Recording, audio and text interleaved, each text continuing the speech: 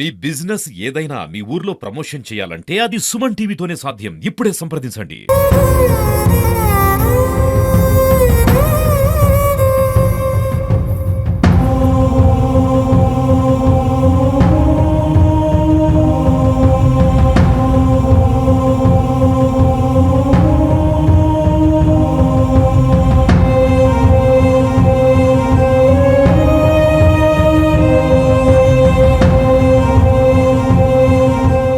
నాలుగేళ్ల వయసులోనే తల్లిదండ్రులు చనిపోయిన శిరీషను తన సంరక్షణగా ఉంటాను, ఆమె బాధ్యతలు మొత్తం కూడా తీసుకుంటానని చెప్పి ఆమె యావదాస్తిని కూడా అమ్మి సొమ్ము చేసుకున్న ఆమె మేనమామ ఆమెను తీరా ఎటువంటి విద్యాబుద్ధులు నేర్పించకపోగా, చదువులు చెప్పించకపోగా, పోషించకపోగా అనాథాశ్రమంలో చేర్పించాడు. అది కూడా తన ఇంటి పేరు మార్చాడు. తన ఇంటి పేరు మారిస్తే తనపైకి తర్వాత ఫ్యూచర్లో ఎటువంటి ఇబ్బందులు ఉన్నాయని ఒక దుర్మార్గపు ఆలోచనతోనైతే తన మేనమామ చేశాడు. ప్రస్తుతం ఆ శిరీష 18 ఏళ్ల వయసులో నిండడంతో వచ్చి తన ఆస్తి తనను కావాలని కూడా ఒక పోరాటం చేస్తుంది.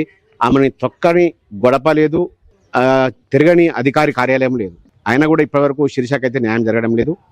ఇప్పుడు శిరీష సుమన్ టీవీని ఆశ్రయించింది. సో శిరీషను మనం మాట్లాడే ప్రయత్నం చేద్దాం. ఆమె కష్ట నష్టాలు ఏంటి, అసలు ఆమె ఎలా మోసపోయింది, ఆమె మేనమామ చేతిలో మొత్తం వివరాల్లో తెలుసుకుందాం. నమస్తే శిరీష, చెప్పమ్మా అసలు మీది ఏ ఊరు, ఏంటి చెప్పండి, మీ కుటుంబ పరిస్థితి చెప్పండి. నా పేరు శిరీష, మాది పస్తాల గ్రామం. 2004లో మా నాన్నకు ఆరోగ్యం బాగాలేదు. దాని కారణంగా మా అమ్మ ఉండను, నేను ఇక్కడ మా ఇంటికి వెళ్ళిపోతా అంటే మా అమ్మకు వచ్చిన వరకట్నం కింద 1,15,000 కట్టించారు. ఆ పైసలను నన్ను, మా అమ్మను, మా మేనమామ తీసుకొచ్చి నేను సంరక్షిస్తానని చెప్పి తీసుకొచ్చాడు అడవ్యంలకి. దాని తర్వాత మా నాన్నకు ఆరోగ్యం బాగాలేక 2007లో చనిపోయాడు. చనిపోయినప్పుడు మా మామయ్య మమ్మల్ని తీసుకొని వెళ్ళి వాళ్ళ ఇంటి మీద గొడవ చేసి మరి మాకు రావాల్సిన 7 ఎకరాల వాటను పైసల వెల కట్టి 1,37,000 రూపాయలు తీసుకొచ్చి 2007లో పైసలు వచ్చినాయి. 2008లో ఇక్కడికి వచ్చి ఇక్కడ అడవ్యంల గ్రామంలో 4 ఎకరాల భూమిని సూర్యాపేటలో చంద్రనకుంట్లో 200 గజాల ప్లాట్ను కొన్నాడు. దాని తర్వాత మా అమ్మ చనిపోయింది. మా అమ్మ చనిపోయిన 2 నెలలకే నన్ను అనాథం చేసి అనాథ హాస్టల్లో వేసాడు. మీ అమ్మ చనిపోయినప్పుడు ఎంత వయసు నీకు? అప్పుడు ఏమైనా గుర్తుందా నీకు? మీ అమ్మ చనిపోయింది 3rd క్లాస్ చదువుతున్నా సార్. 3rd క్లాస్ చదువుతున్నా. అనాథ హాస్టల్ వేసాడు. అప్పటి నుంచి 18 years వరకు కూడా అక్కడే ఉన్నా. నన్ను ఒక్కరోజు కూడా చూడడానికి కానీ తీసుకురావడానికి కానీ రాలేదు. 18 years అయిపోయిన తర్వాతకి అక్కడ నుంచి పంపించేస్తారు. వచ్చి మా మామని నా ఆస్తి ఏదైనా ఉందా, నాకు పెళ్లి ఎలా చేస్తారని అడిగితే నీకు ఆస్తి లేదు, ఏమి లేదు. 18 సంవత్సరాలు వచ్చిన తర్వాత నేను బయటకు వచ్చేసావా అనాథాశ్రమం నుండి? అవును సార్, అక్కడ ఉండని. ఎక్కడికి వెళ్ళాలి? అప్పుడు 18 ఏళ్ల పాటు ఆశ్రమంలోనే ఉన్నావా? ఆశ్రమంలోనే ఉన్నా. ఓవర్ గట్ట నన్ను చూడడానికి రాలేదు. పండగ గానీ ఎక్కడ గానీ ఎప్పుడు గానీ రాలేదు. దేనికి తీసుకురాలేదు. మా తాత చనిపోతేనే నన్ను తీసుకొని రాలేదు. 18 years అయిపోయిన తర్వాతకి ఎల్లగొట్టారు.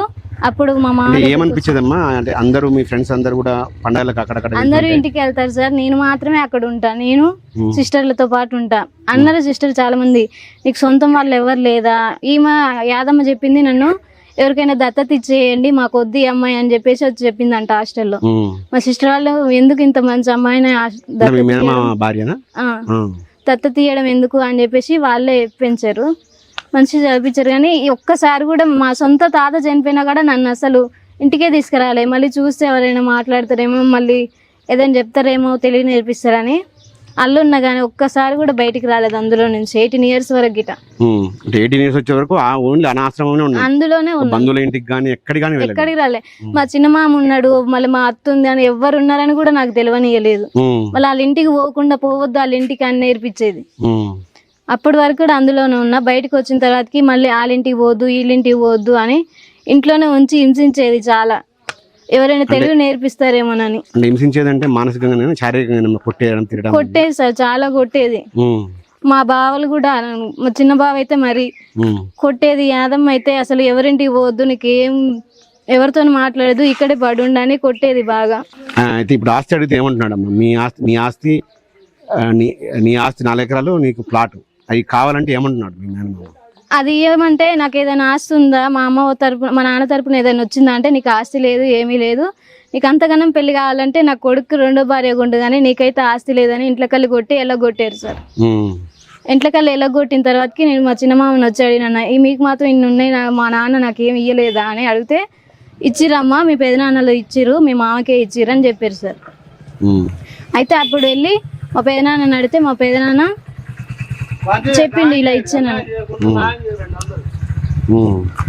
మా పెదనాన్నలు చెప్పారు పైసలు ఇచ్చాం ఇలాగే భూమి అమ్మి ఇచ్చినాం అని చెప్పారు. అంటే ఇప్పుడు నీకు మీ మేనమామ పేరు మోసం చేసిన మేనమామ పేరు రేషన్ కార్డులో నీ పేరు ఎందుకు మార్చాను? అక్కడ నుంచి తీసుకొచ్చుకున్న తర్వాతకి మా ఇంటి పేరు అయితే జట్టంగి సార్. జట్టంగి తీసేసి నోములా అని పెట్టించాడు. అంటే ఎక్కడికి వెళ్ళినా ఏం న్యాయం జరగకూడదని. నా సర్టిఫికేట్ అన్నిట్లోనూ కూడా నోములానే ఉంటది. ఆయన ఇంటి పేరే పెట్టుకొని ఆయన పెంచుకుంటా అని చెప్పి తీసుకొని వచ్చాడంట మా ఇంటికా నుంచి. అంటే ఏదైనా రేపు కోర్టులో న్యాయస్థానంలో తప్పేరైనా కూడా నీ ఇంటి సర్టిఫికేట్ చూపించి నా దత్తపుత్రిక అని చెప్పడానికి ఇంటి పేరు మార్చేశారు. మీ మేనమామ పేరు ఏం పేరమ్మా? నోముల లింగయ్య. లింగయ్య యాదమ్మ. ఇప్పుడు ఏం న్యాయం కావాలి? నువ్వు ఏం కోరుతున్నావు? నా పైసలతోని ఇంత కొనుక్కున్నాడు సార్. నీకు ఏమీ లేదు ఉత్తిగానే వెళ్ళిపోమని ఇంట్లోకి వెళ్ళి కొట్టి ఎలగొట్టారు సార్. నేను చాలా పోలీస్ స్టేషన్లో ఎస్పీకి డిఎస్పీకి కలెక్టర్కి కూడా లెటర్ ఇచ్చాను. నా సమస్యను చెప్పాను. అయినప్పటికీ నాకు న్యాయం జరగలేదు సార్. ఎలాగైనా మీడియా ద్వారా నాకు న్యాయం చేయగలరని కోరుకుంటున్నాను. ఏం చదువుకున్నావు నువ్వు? నేను నర్సింగ్ చేస్తున్నాను సార్. నర్సింగ్ ఏ year? Second year. GNM second year. అయితే ఇప్పుడు నీ ఆస్తి నీకు కావాలని కోరుకుంటున్నావు. ఓకే. ఇప్పుడు మీకు ఇప్పుడు ఎక్కడ ఉంటున్నావు ప్రజెంట్? అయితే నార్మల్గా కొద్ది రోజుల వరకు పర్మనెంట్ కాకుండా మా చిన్న మామ నన్ను చూసుకుంటున్నాడు. ఇప్పుడు ఆయన నన్ను చూసుకుంటుండని చెప్పి ఆయన మీద కూడా కేసు పెట్టాడు. ఆమెను ఎవరు చూసుకోవద్దు అని చెప్పి. ఇప్పుడు ఎవరు చూసుకోకపోతే నా పరిస్థితి ఏంటి సార్? నాకు ఇల్లు లేదు, తిండి లేదు, నేను ఎక్కడ ఉండాలి సార్? ఆయన ఉంటే ఆయన మీద కూడా కేసు పెట్టాడు చూసుకోవద్దని చెప్పి. ఆశ్రమంలో 18 సంవత్సరాల పాటు మానసికంగా ఎటువంటి బాధలు అనుభవించాము? అందరికి కూడా బంధువులు అందరికి అందరు రిలేటివ్స్ వస్తారు చూసుకుంటారు సార్. నన్నైతే ఎవరు తీసుకోపోలేదు. అందులోనే ఉండేది. వాళ్ళతో ఇంకా వాళ్ళే అనుకొని అక్కడే పెరిగిన. ఒక్కసారి కూడా చూసిపోవడానికి కానీ తీసుకుపోవడానికి కానీ రాలేదు. వాళ్ళ ఫంక్షన్లకి వాళ్ళు పెద్ద పెద్ద ఫంక్షన్లు చేసుకున్నా కూడా ఒక్క రోజన్నా తీసుకుపోవడానికి రాలే. సొంతం మా తాత చనిపోయినా కూడా తీసుకొని రాలేదు నన్ను. అందరూ ఆశ్రమంలో ఉన్న మీ ఫ్రెండ్స్ అంతా కూడా వెళ్తుంటే నీకు ఏమనిపించదు? బాధ అనిపిస్తుంది కదా సార్ ఎవరికైనా. అమ్మ నాన్న లేకున్నా మేనమా ఉన్నాడని రాపిచ్చారు. అందులో ఒక్కసారి కూడా వచ్చి చూడడానికి రాలేదు నన్ను. ఎటువంటి న్యాయం జరగాలి కోరుకుంటున్నాను? నా ఆస్తి నాకు ఇప్పియండి సార్. మా పైసలు పెట్టి ఎంత అయితే కొన్నాడో అంత నాకు ఇప్పియండి. మీరు అడిగితే ఏమంటున్నాడు ఆయన? ఆస్తి లేదు, ఆస్తి లేదు, ఏం లేదు, ఎక్కడ చెప్పుకోబో అని ఇంట్లోకి వెళ్ళగొట్టారు సార్. ఇప్పటివరకు ఏ అధికారిని కలిసావు నీకు జరిగిన అన్యాయం పైన? Nagaram SI, CI, SP, DSP, collector అందరికీ చేశారు సార్. ఏమన్నారు వాళ్ళు?